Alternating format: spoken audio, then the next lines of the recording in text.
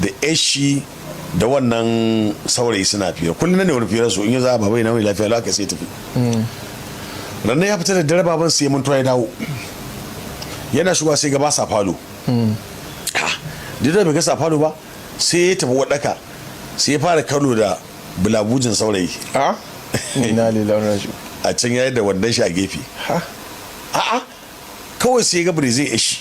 subhanallah yana zuwa cikin bedroom din shi kan gadon shi ya da ishi da saurayin na akwanci ɗakin shi baban a ɗakin shi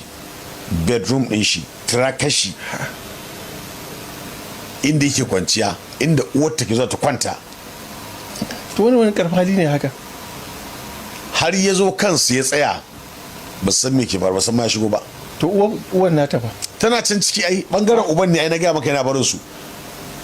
ai bangaren shi ne kaza kawai ya tafi shikenan sai wasu kullun da ma ga yi ya dawo to ranar ma sosai ne mun ya dawo sai ya ce sannun ku da aiki sai fa ba ma na farko ba kenan ba mamaki ai na sai suka tashi kabe gashi wurin kayan sa aje ga su a tsaye ta tashi ya ce ke kalle ki ko kunya ma baki ji ba ya ce bai shi kenan kalle ki ko kunya baki ji ba ta fi ki shiga gida da kayan ki akwai koba ta shiga ka cikin gidan ta linkin zuwa can ta dauki kayan ta haka a guje ta shige ciki shi kuma saurayi ya tsugune ya tsaya ga baba dan Allah ka ya aure baba ka yafi mai cewa yaro ya ce baka amana gida na daki na in ce ka zauna saboda ban so ku zauna waje na baka na mutunta ka gidana tirakata yata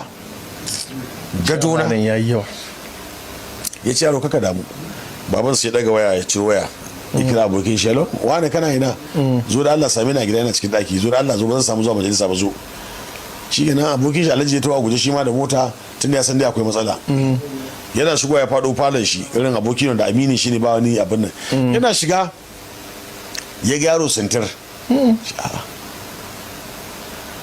wannan ba dan mu bane ce wallahi ka gan shi nan da yakka nan yanzu ta da zuwa kan gadona na zo neman tuwon dawo subhanallah baban shi ko a jikin shi ce ba damuwa yaro ka ba kanka ya ce ba komai